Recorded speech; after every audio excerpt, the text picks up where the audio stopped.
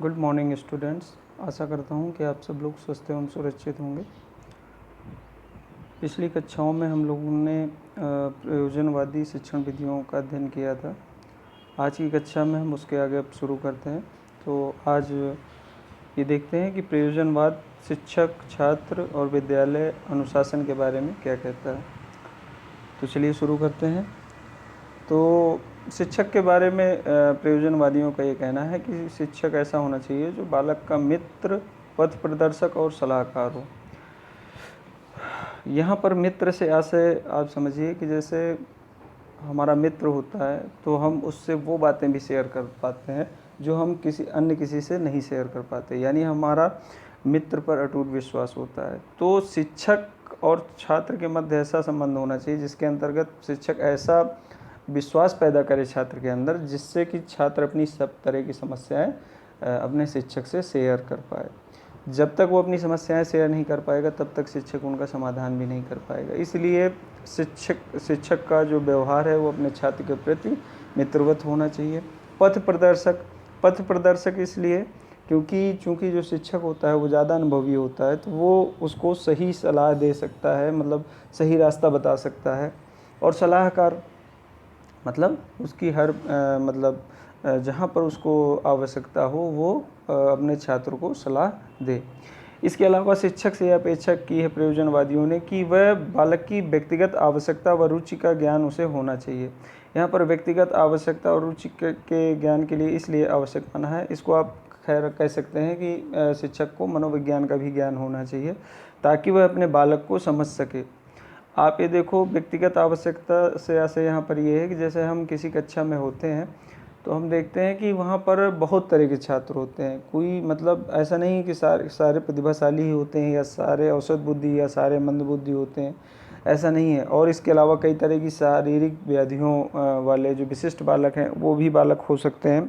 तो यहाँ पर ये है कि सॉरी, यहाँ पर ये है कि शिक्षक को व्यक्तिगत छात्रों की व्यक्तिगत आवश्यकता का ध्यान रखना चाहिए। आप ये देखो कि जैसे कक्षा में कुछ छात्र ऐसे होते हैं जो हो सकता है कि बहुत तीव्र गति से सीखते हैं, यानी प्रतिभाशाली छात्र हो सकते हैं।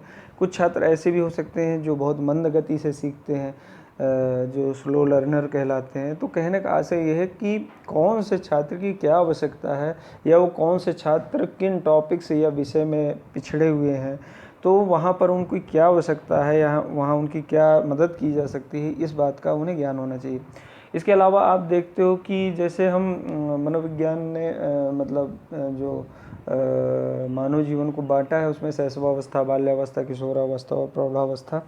तो अगर आप ये देखो तो हम देखते हैं कि अलग अलग आयु वर्ग के जो छात्र होते हैं उनकी आवश्यकताएं अलग अलग तरह की होती हैं। जैसे शैशवावस्था का बालक है उसको बहुत ज़्यादा केयर की ज़रूरत होती है, बहुत ज़्यादा प्यार की ज़रूरत होती है, बहुत ज़्यादा जैसे हम छोटा कोई पौधा होता है उसकी देखरेख करते हैं वैसे देखरेख करने की आवश्यकता होती है। तो यहाँ पर वही बात है कि छात्रों के बारे में अच्छे से जानना। फिर इसके अलावा रुचि का ज्ञान होना चाहिए। तो आप जानते हो कि बालकों की रुचियाँ कई तरह की रुचियाँ होती हैं, अभिव्यक्ति की रुचियाँ होती हैं, निर्माण की रुचियाँ होती हैं, बातचीत की रुचियाँ होती हैं। तो जाहिर सी बात है शिक्षक को इन सारी रुचियों का ज्ञान होना चाहिए ताकि वह बालक के सामने ऐसा पर्यावरण प्रस्तुत करे जिसमें उसकी जो रुचियाँ हैं वो और जागृत हों और संतुष्ट हों। ठीक है। इसके अलावा शिक्षक से यह अपेक्षा की है प्रयोजनवादियों ने कि शिक्षक को बदलती हुई सामाजिक परिस्थितियों का ज्ञान होना से चाहिए, क्योंकि अगर शिक्षक को बदलती परिस्थितियों का ज्ञान नहीं होगा तो वो अपने छात्र को उन बदलती परिस्थितियों के अनुसार तैयार नहीं कर पाएगा। शिक्षक का कार्य ये है कि बालक को जो भी समाज में बदलाव हो रहा है वैसे उन बदलावों से के प्रति जागरूक करना और ऐसी परिस्थितियां उत्पन्न करना जिसमें छात्र क्रियाएं करके खुद सीख सके कि कैसे सामाजिक सामंजस्य स्थापित करना है। तो कहने का आशय यहाँ पर यह है कि शिक्षक को बदलती परिस्थितियों का ज्ञान होना चाहिए ताकि वह अपने छात्रों को इसके लिए तैयार कर सके। अगर ऐसा नहीं होगा, जब शिक्षक को ही बदलती सामाजिक परिस्थितियों का ज्ञान नहीं होगा तो अपने छात्रों को में ये गुण कैसे विकसित कर सकता है। फिर इसके बाद हम अगला जो इसके अंतर्गत आते हैं वो है बालक। बालक के विषय में जो प्रयोजनवादियों ने कहा है कि शिक्षा जो होनी चाहिए वो बाल केंद्रित होनी चाहिए। मतलब शिक्षा की पूरी प्रक्रिया का आधार बालक केंद्रित होना चाहिए, यानी बालक की योग्यता, क्षमता, रुचि, आयु आदि को ध्यान में रखते हुए शिक्षा के उद्देश्यों का निर्धारण होना चाहिए। शिक्षा का पाठ्यक्रम का निर्धारण होना चाहिए, शिक्षण विधियों का निर्धारण होना चाहिए। विद्यालय की जो रूपरेखा है, विद्यालय का जो वातावरण है वो छात्र केंद्रित ही होना चाहिए। तो कहने का आशय यहाँ पर यह है कि इन्होंने बाल केंद्रित शिक्षा की बात कही है। और इसके अलावा शिक्षा की योजना बालक के वर्तमान जीवन के लिए ही होनी चाहिए। यहाँ पर आशय इस लाइन का आशय यहाँ पर ये है कि ये जो शिक्षा है किसी आध्यात्मिक या बड़े उद्देश्य के लिए नहीं तैयार कर रहा है, केवल वर्तमान जीवन से आशय यहाँ पर यह है कि भौतिक जीवन के लिए तैयार करने की बात करी, क्योंकि इन्होंने आदर्शवादियों की तरह इनके कोई आध्यात्मिक लक्ष्य नहीं है या किसी दूसरी दुनिया के लक्ष्य नहीं है, तो इन्होंने इसलिए इसको वर्तमान जीवन के लिए ही माना है। इसके अलावा इन्होंने कहा है कि अगला जो आता है इसमें के अंतर्गत पॉइंट वो है विद्यालय। तो विद्यालय के लिए इन्होंने जॉन डीवी ने कहा है कि school is a miniature of society, यानी विद्यालय समाज का लघु रूप होता है।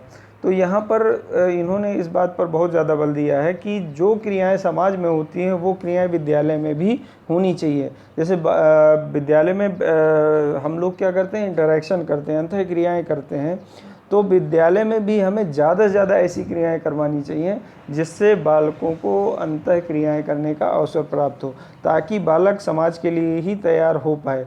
कारण ये है कि अगर समाज का लघु रूप नहीं होगा विद्यालय, तो विद्यालय में कुछ और सिखाया जाएगा, समाज में कुछ और हो रहा होगा, और वही बच्चा जब वापस लौट के शिक्षा पूरी करके वापस समाज में जाएगा तो वो अपना समायोजन स्थापित नहीं कर पाएगा समाज में। तो कहने का आशय ये है कि जो क्रियाएं समाज में होती हैं वही क्रियाएं विद्यालय में ही होनी चाहिए, क्योंकि विद्यालय समाज का लघु रूप होता है। इसके अलावा इन्होंने विद्यालय को एक सामाजिक संस्था माना है। सामाजिक संस्था इसलिए माना है क्योंकि वैसे भी अगर देखा जाए तो विद्यालय का निर्माण समाज ही करता है और अपने जो नागरिक हैं उनको शिक्षित करने के लिए करता है, इसलिए एक तरह की सामाजिक संस्था ही है। शिक्षा मतलब यह समाज सिर्फ शिक्षा देने का स्थान नहीं, अपितु यह सामुदायिक जीवन का भी केंद्र है। विद्यालय को समाज का सच्चा प्रतिनिधि होना चाहिए। विद्यालय को समाज का सच्चा प्रतिनिधि इसलिए होना चाहिए क्योंकि समाज अपने कुछ लक्ष्य निर्धारित करता है, उन लक्ष्यों को प्राप्त करने के लिए उन्होंने विद्यालयों का निर्माण किया। अब अगर विद्यालय उन लक्ष्यों को प्राप्त करने के लिए बालकों को तैयार नहीं करता, उन आदर्शों के अनुरूप अगर विद्यालय की शिक्षा व्यवस्था नहीं संचालित होती, तो जाहिर सी बात है फिर वो लक्ष्य अधूरे रह जाएंगे। तो मतलब यहाँ पर ये है कि जो विद्यालय है वो समाज का सच्चा प्रतिनिधि होना चाहिए, यानी समाज जैसा चाहे कि छात्र में, हमारे भावी नागरिकों में इन गुणों का विकास होना चाहिए, तो विद्यालय को बिल्कुल वैसा ही होना चाहिए जो समाज के अनुरूप कार्य करे। फिर इसके बाद अगला जो इसमें आता है वो है अनुशासन। तो इन्होंने मूल प्रवृत्तियों के में शोधन और मार्गांतरीकरण को ही अनुशासन कहा है, यानी जो हमारी मूल प्रवृत्तियां होती हैं। तो जाहिर सी बात है, चूँकि मानव का विकास पशुओं से हुआ है, तो कहीं ना कहीं अगर देखा जाए तो हम में उस तरह की प्रवृत्तियां हैं। तो यहाँ पर शिक्षा का उद्देश्य इन्होंने जो मूल प्रवृत्तियां हैं उनके शोधन और मार्गांतरीकरण, यानी वो जो हमारी मूल प्रवृत्तियां हैं उनका शोधन करना है और उनको हमें सही दिशा में लगाना ही इन्होंने अनुशासन माना है। और इन्होंने शारीरिक दंड का विरोध किया है। शारीरिक दंड का विरोध तो लगभग हर विचारधारा ने किया है। और इनका ये कहना है कि बालकों को ज़्यादा से ज़्यादा सामाजिक क्रियाएँ करने का अवसर दें और जिससे वह स्वानुशासित हो जाएंगे। और इस तरह से इन्होंने एक तरह से सामाजिक अनुशासन की बात की है। सामाजिक अनुशासन सामाजिक अनुशासन से आशय क्या है कि बालक समाज में रहकर विभिन्न तरह की क्रियाएं करता है और उन क्रियाओं को करते हुए वह सीखता है कि कौन सी क्रियाएं समाजोपयोगी हैं और कौन सी नहीं, यानी कौन सी क्रियाएं करने से उन्हें प्रशंसा प्राप्त होती है और कौन सी क्रियाओं को करने से उन्हें दंड मिलता है या आलोचना का सामना करना पड़ता है। तो इस तरह से वो खुद विभेदीकरण करना सीख जाता है कि कौन सी क्रियाएं समाजोपयोगी हैं।